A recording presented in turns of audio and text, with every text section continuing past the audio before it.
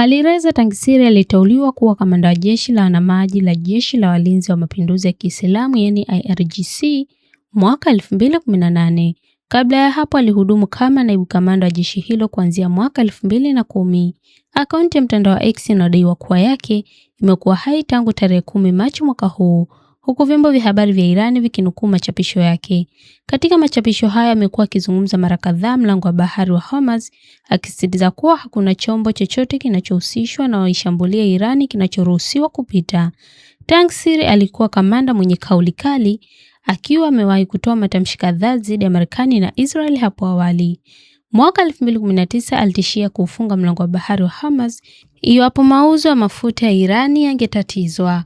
Pia aliwekeza vikwazo na hazina ya Marekani pamoja na makamanda wengine wa IRGC mwaka 2019 baada ya Irani kudungua ndege ya kijasusi ya Marekani karibu na mlango huo. Israeli imedai kumuua Tangsiri, lakini hadi sasa Irani haijatoa tamko lolote kuhusu madai hayo.